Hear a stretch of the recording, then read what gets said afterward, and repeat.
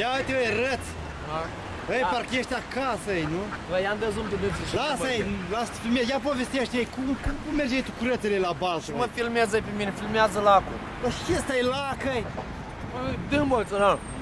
Băi, nu m-a filmat, a spus, i-am dat să filmeze pe tine, să te vadă mam, dar tato, cât de frumos ești. Ia-ți o poezie. Dă-te, băi, ia să filmeze pe tine cum mănânci tu covrigei. Lasă-mă.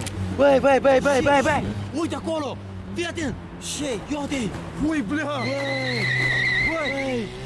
Băi, ia. Nu pe gâști, băi, filmează, eu te și liniști. Băi, să și lăs delfine. Băi, ce-ești nebune? Dar unde să-i? Ia să și ea filmează acolo. Dă-ți un pe șala. Unde să-i? Dar unde să-i?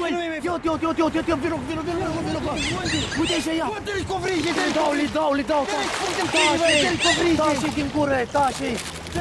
Ce faci, ei, dă-i covrigi? Ce le-a dat de un slimat și le-a zvârât și până la tași. Ce, băi, Scutul. Băi, cum zici la delfine în București? nu știu, ai guli. Guli. Și șuiere, și ăștia scâne sau și... Băi, dă-i, ți-am zis că e mai mulți covrigi. Da,